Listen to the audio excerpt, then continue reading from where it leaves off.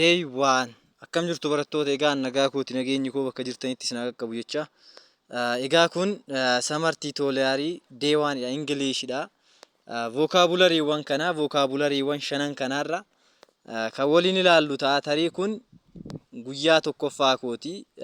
Kanaafuu hanga guyyaa dhumaa yookaan ammoo summer tutorial gannaati. Egaa ganna kana yeroo gaarii akka waliin qabaannu abdii guddaan qaba. Isinis na biraa hin hafinaayii jijjiirama guyyaa dhumaatti argina. Naasee dhumarra yookaan ammoo itu maskaramii seenteemparii gaafa barumsi banamu argitu. Giraamarli illee ittan makaa garuu ammoo har'a vokaabulari baay'ee barbaachisaa fi iddoo kamittuu fayyadamtan phrasal verbii wajjin ilaala. Vokaabulariin hin jira, phrasal verbiin sana namni isaaniitis hin jira yookaan ammoo hiikan kallattii isaati. Isinii fi hiikaa tokko lama sadiin kan waliin ilaallu ta'a kallattumaan gara tutorialii keenya. Implement jechuun maal inni hojiirra oolchuu. Phrasal verbiidhaan maal jechuu dandeessanii carry out jechuu hin dandeessanii. Garuu ammoo implement jechuun waan ta'e hojiirra oolchuu. Implement yookaan apply jedhama bakka. Waan tokko hojiirra oolchuu jechuun maal inni implement or apply. For example yoo ilaallu we need to carry out the new project plan. New project plan yookaan ammoo itu karoora projectii haarawaa maal godhuu qabna jedha hojiirra oolchuu qabna jedha. So carry out or implement or apply means waan tokko hojiirra oolchuu jechuudha. Laala implement, carry out, apply sadeen kun maa inni waan tokko hojiirra oolchuu bakka.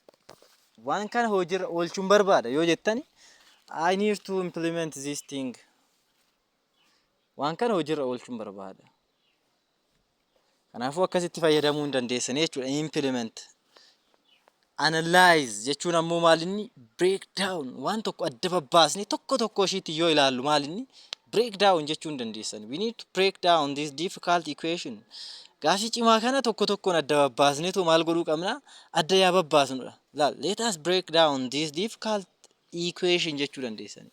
Koottaa gaafii cimaa kana yookaan ammoo equationii cimaa kana adda babbaasnee tokkoon ilaallu tokkoon gadi fageenyaan deeply haa hojjennu akka waan jechuuti. So analyze jechuun akka waan xiinxallii'uutis hin ta'a.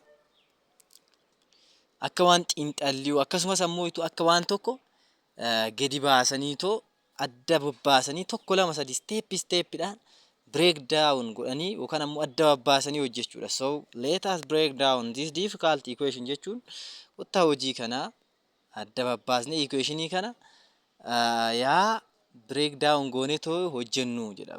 Break down means analyze xiinxallii jechuudha. So break down, analyze the same vocabulary dha. Kanaafuu qabadhaan isiniin jechuu danda'a. Yeroo kamittuu argatan kitaaba kamirrattuu hin argitanii Ingiliffa irratti especially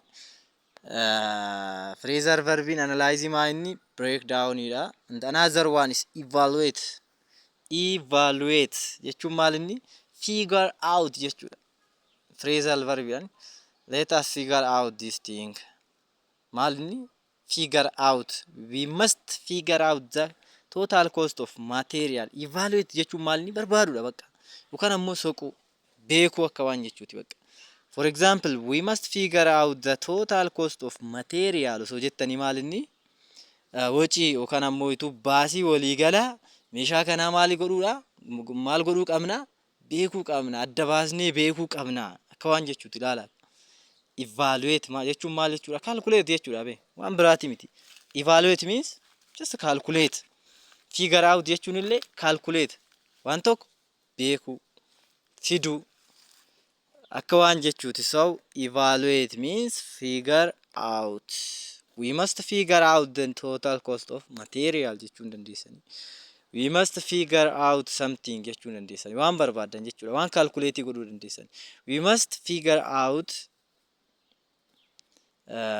bakka waan barbaadan bakka we must figure out this thing. We must figure out these equations jechuun dandeessanii. Ilaala gaafii kana figure out godhuu dandeenya jechuu dandeessanii. Collaborate jechuun ammoo itu maal inni team up gamtaadhaan waan tokko hojjechuu. Gamtaadhaan hojjechuu qabna. Gamtaadhaan hojjechuun namatti tola. Osoo jechuu barbaattanii maal jechuu dandeessanii team up. student love to team up for science experiment. Barattoonni projektii tokko gamtaadhaan hojjechuu jaalatan yookaan ammoo experimentii yaalii tokko gamtaadhaan maal godhuu jaalatan jedha hojjechuu jaalatanii. So team up means working together. Gamtaadhaan hojjechuu tokkooman waliin hojjechuu jechuudha. Figure out jechuun maaliin evaluate. Team up jechuun collaborate. Team up gamtaa. Team up collaborate gamtaadhaan hojjechuu waan tokko gamtaadhaan hojjenna yoo jechuu barbaadamma let us work this thing team out jechuu ni dandeessu jechuudha. Student love to team up for science experiment. Discover jechuun maali?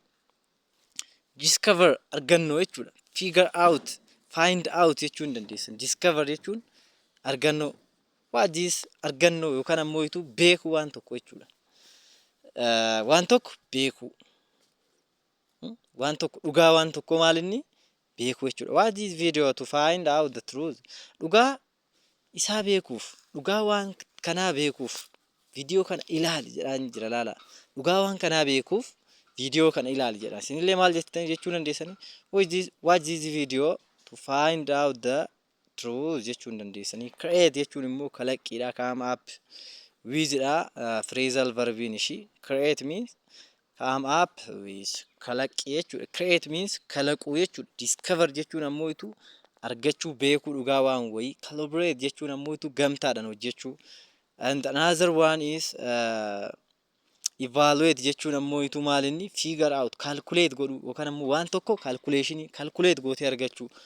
Analyze jechuun ammoo xiinxalluu. Implement jechuun ammoo itu hojiirra oolchuu jechuudha. Galatoomaay vocabulary tana shanan ishii qabadhaayi borus vocabulary baay'ee barbaachisoo ta'e hojiinnaan dhufaa akkasumas grammar illee isiniifan hojjedha. Isin garuu subscribe like share godhuu keessaniin raaffatinaay galatooma jajjabaadhaayi ani isinin jaaladha. Isinoo like if commentiidhaan na beeksisaan isin jechuu barbaada galatooma.